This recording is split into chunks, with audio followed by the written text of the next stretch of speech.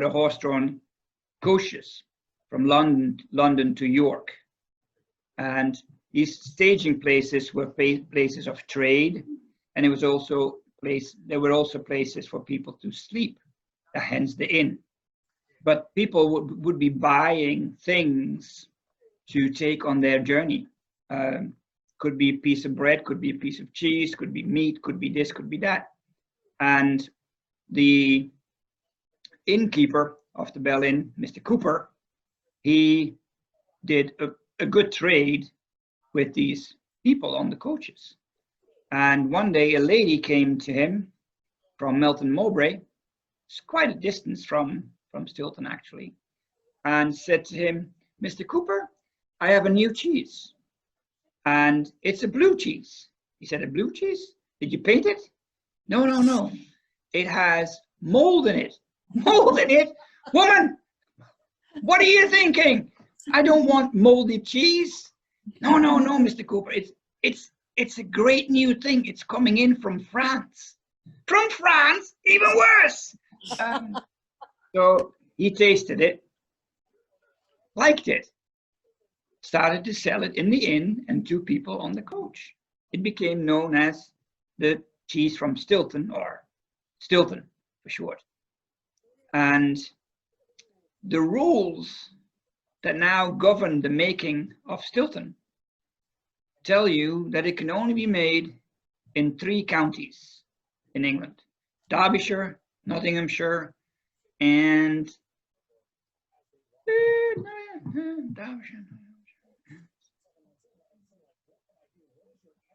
I'll get to it. It'll pop. No worries. It'll pop. This little town of Stilton is in Cambridgeshire. Cambridgeshire is not one of these 3 counties. So Stilton, the cheese, can never be made in Stilton, the place that gave the cheese its name. It's one of those very silly things. It's, you know, I like Stilton a lot. The Stilton is the only cheese that we have on the plate here that has a natural rind.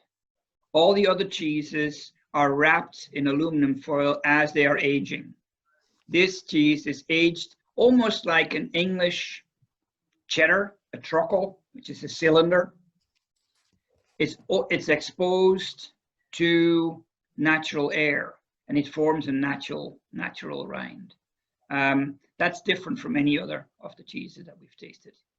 Really good. My favorite dessert in the whole wide world is when I find a really nice ripe pear in the grocery store. I cut it in half, hollow it out, put Stilton in there, stick it in the oven for like 8 minutes at 375. When it comes out, I sprinkle some honey over it. I scoop a couple of big scoops of vanilla ice cream, have a glass of port with it, and that's my favorite dessert in the whole wide world. It is really nice. This is really great. You like Stilton? I do. Yeah, I like Stilton. It's smooth, it's creamy, it always performs without fail. That's why I like it a lot. When Michael was little, we used to read this book series called Geronimo Stilton. Oh yes, yeah, but I know about Geronimo Stilton, yeah. Yeah. So Detective series, yeah. Yep. I have the number 1, which is actually about cheese. Yep. The other ones are not about cheese, but the first one is about cheese. Yeah. But they have cheese in them. They have, all their places and characters and stuff are named after cheese. Yeah. Those are fun. Yeah. Geronimo Stilton, indeed. So, in I think it was around about 67. I still don't have it. Nottinghamshire, Derbyshire, and still don't have it. 1967 thereabouts. There was an listeria outbreak in England, and the fingers were pointed at Stilton because Stilton at the time was still a raw milk cheese.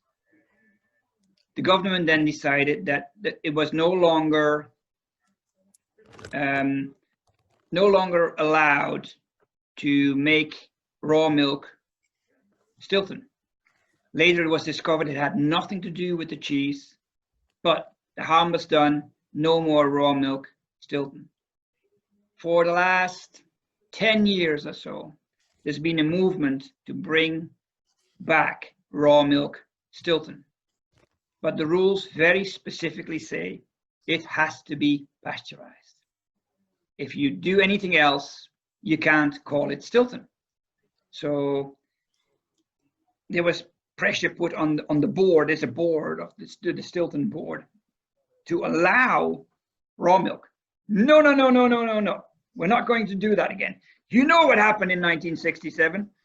We're not going to go down that road again. So now there's a farmer who has volunteered to make a raw milk Stilton. They can't call it Stilton. So they call it Stitchelton. Stitchelton is the medieval name for the little town of Stilton. Yeah. They're still calling it Stilton, but nobody could get them on that one. They must have thought about that for a bit. How are we going to get around this? How are we going to get? And well, if they did make raw milk, we still wouldn't be able to have it, huh? Right. We still can't import raw milk cheeses, right? Right, there you go. So they call it Stitchelton, and it's a success in England. I've tried it. It is really expensive in America. So I don't think we see the value of a raw milk Stilton. You have to be a real Stilton fan to get that. I don't see it for the shop, but is it good? Once a year somebody asks whether we have it. I can't really buy a whole wheel of cheese for one person. No. One comes in once a year. One, yeah. But it's available. It's out there. So that's Stilton. It's a great cheese. Been around for hundreds of years, and it's always been very consistent.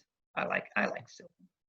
One of my friends is a very dedicated single malt whiskey drinker, and I said to him, I think Stilton would go with something probably not peaty, but something from the Highlands, like oaky. And he tried it, and he's a convinced Stilton single malt whiskey combination person. So it happens. All right, we're going back to the roots. We're going back to Roquefort. Okay. Roquefort has to be raw milk. There's no way around it. It has to be raw milk. As soon as you pasteurize it, you cannot call it Roquefort anymore. It has to be 100% sheep's milk cheese. So that brings extra flavor to this cheese. It has to be aged in the caves at Roquefort, which immediately leads to the fact that the amount of cave capacity you have determines how much Roquefort you can make. So the biggest producer of Roquefort has the biggest cave area in the mountain. Do they buy the and that company is called Société B. They're the biggest producer of Roquefort. And the second biggest producer is called Papillon, little butterfly. And then there's a company called Carl's. They're probably number 3. And then there are a bunch of others that are smaller Roquefort makers. But you have to age the cheese in the mountain, in the cave. Otherwise, you're not calling it Roquefort. Roquefort is a very loose blue cheese. You may have seen, I can show you one on mine. You can see the pockets in there. And the pockets, you can see that's where the blue really went to town. And that's typical of a Roquefort cheese that you have these pockets of blue in there.